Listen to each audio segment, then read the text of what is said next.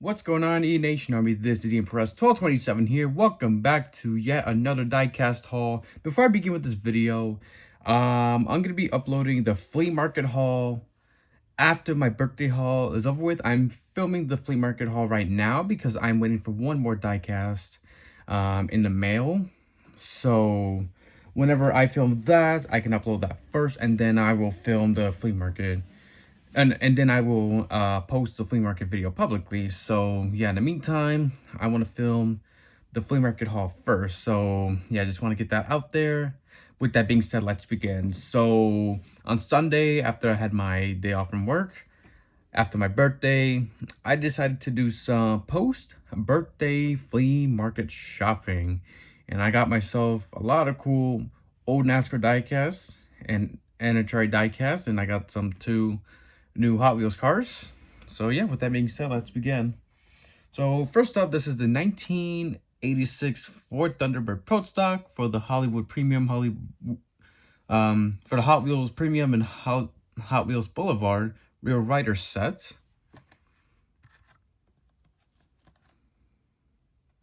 Very cool car. Mainly got this because it is a drag racing pro stock car from the 80s. Now let's see if I can like keep the packaging without damaging it. And for some reason, like at this flea market store I went to get this and the other one, this one was like 10 bucks. Like kind of weird because they're usually like cheaper retail like Walmart or Target, but whatever, I guess.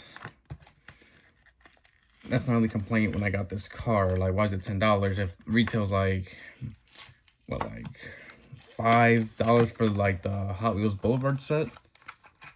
I'm not sure, but whatever. I mean, it's still worth it either way, but a little complaint on like why is it more pricey than like retail stores. Oh, this is cool right here. So here it is right here. Very cool car. And I think it is metal chassis, but it feels plasticky at the same time. Maybe it's a bit metal, but I don't know if it's like rubber tires. Yeah, it is rubber tires, metal chassis, I believe. And you got the parachute, you got the wheel bars. That's actually cool. I was wondering if they have that, but thankfully, yes. Next up, here is another Ford GT40 number 8 car. This is the white version. I reviewed the blue version of this car, and I had no idea there was a white version, so I decided to get this instead. Get this as well with the Pro Stock.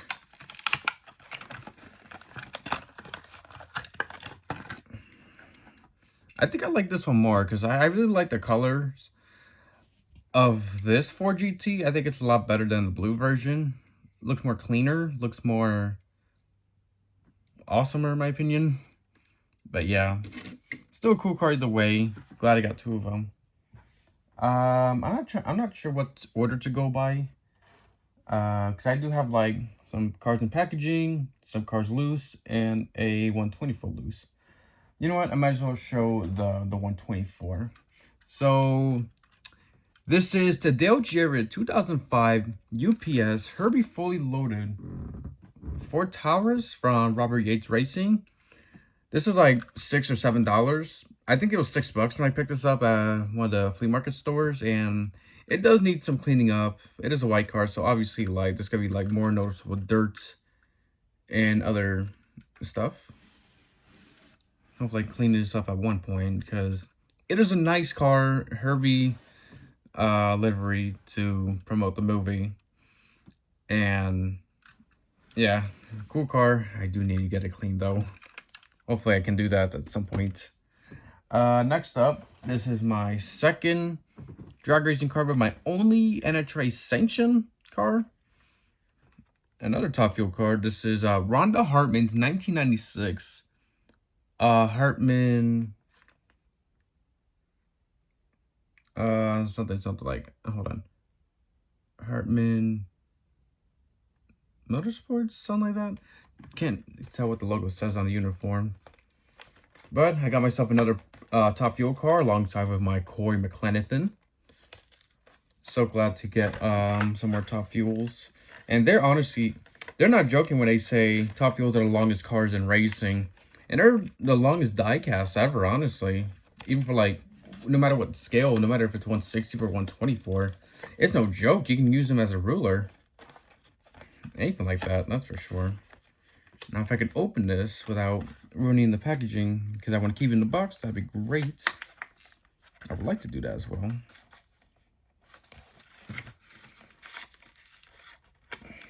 I think I got it.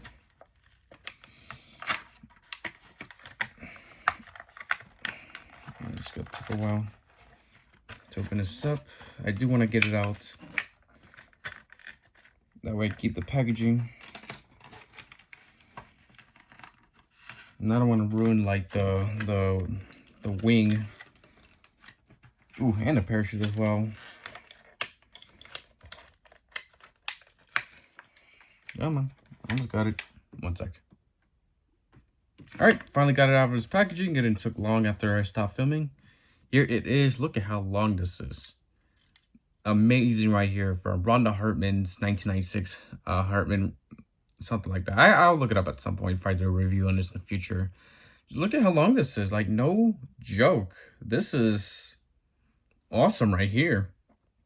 And this is card number 747. Unfortunately, not all NHRA cars throughout the years and decades have no car numbers. So as a diecast collector, that's going to be hard for me to like do an order if I put them on shelves or if I put them on walls. But either way, this is a really cool livery. I like the pink. I like the brightness of this color. Such a cool car. And now let's get to the NASCAR diecasts. Trying to go by numerical order. So yeah. All right, so here we are. So this is Jeff Purvis's 1998 Lance Snack Chevy Monte Carlo for the NASCAR Busch Series. I'm not sure what team, but all I know is that he ran this in the Busch Series. And I did research on his car. I don't know if it was really ran for Jeff Purvis. Because like all I found was diecast only. No, not a picture from like a race in 1998. Unless it was like a promo or something. But either way, here it is. Of course, when it comes to like the NASCAR Busch Series cars, I am a big fan of like the mid to late 90s, early 2000s cars. And it's cool to get. Next up, this is Jeremy Mayfield's 1999 Mobil 1 Ford Taurus from, I know it's a Penske car, but Penske was 19, okay, Penske Crane Fuss Racing.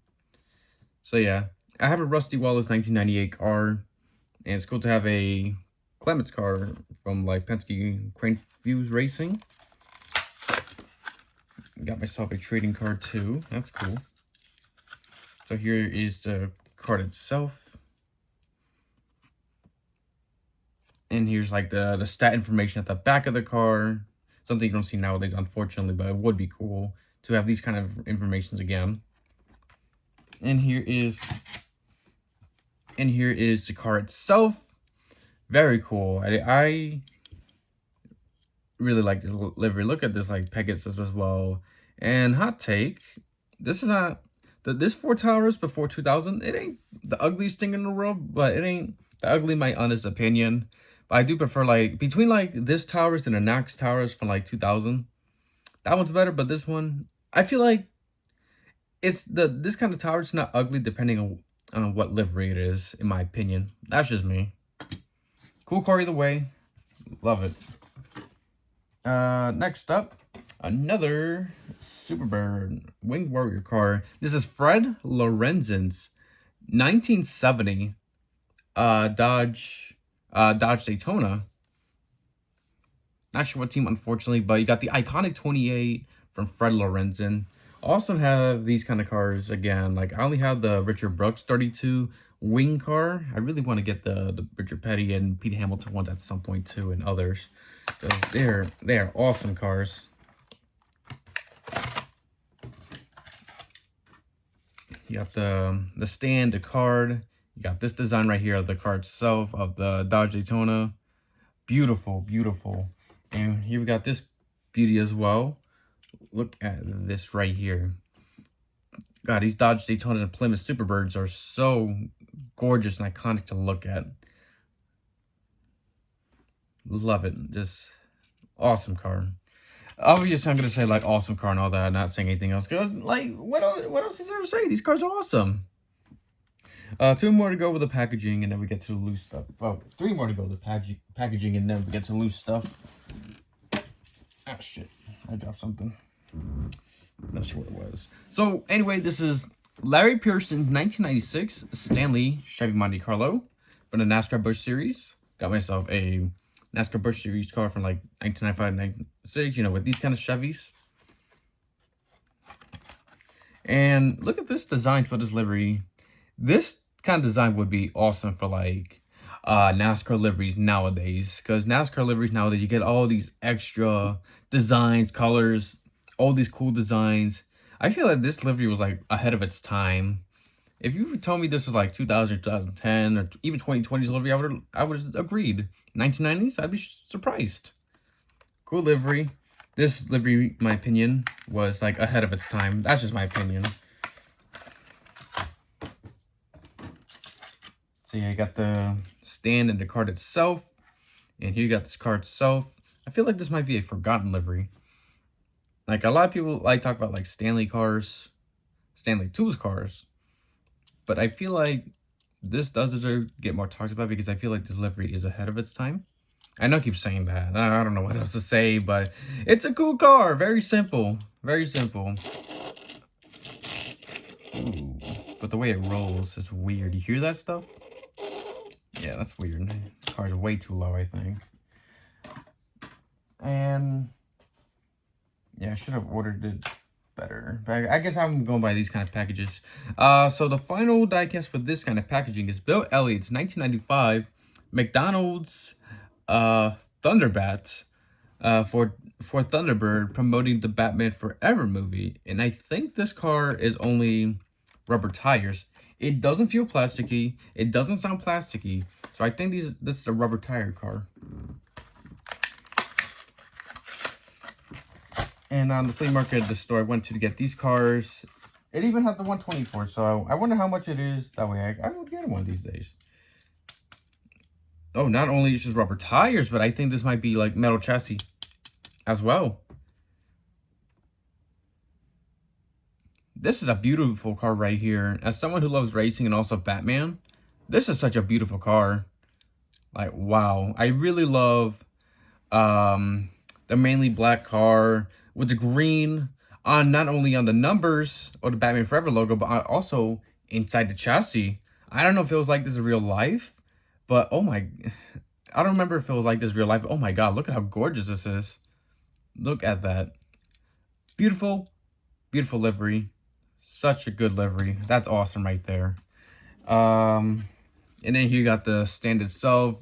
And this is a very cool stand and card, because not only got this like the card, the Batman Forever movie, and all this, but the stand even has this. So I guess they made this like diecast very special. I know some of you guys are gonna be like, oh, but why'd you open the car and all that?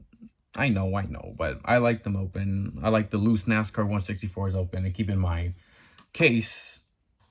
But yeah, if you own this car, do whatever you want with it, of course. And I say the final packaging right here is Jeff Gordon's 2011 Drive to and Hunger Chevy Impala from Hendrick Motorsports. Never thought I would get this at all. But hey, that's what flea markets are for, thankfully, for like diecasts. This is so cool because I remember like when this livery was like first revealed. I don't know if this was from Tony Stewart's Mobile 1 reveal, but I remember like being like somebody's house or apartment could see me getting ready to go to Disney back in like late December of 2010. I don't know if it was CNN or whatever coverage it was, but a livery was revealed. I don't know if it was this one, but either way, I do remember like this gorgeous livery. Look at this. My only problem with this car is why is a spoiler, I don't know, not white, but why is it like metal looking? Like, why is it great? Why is it not black? Was it like this originally with the original concept of delivery? I'm not sure. Little complaint about that. It doesn't look that good like this. But other than that, the livery itself, love it. Takes me back to when I was 10 years old. Just gorgeous. My goodness. I'm trying to order it right. And finally, we get through the loose cars. Yay! We got 4 more to go. So anyway, this is Casey Atwood's 2001 Dodge Enterprise from, you know, Ray Everhand's race team, Everhand Motorsports. And this is like the original NASCAR Dodge design, but they changed it. So yeah, that's why the diecast looks like this.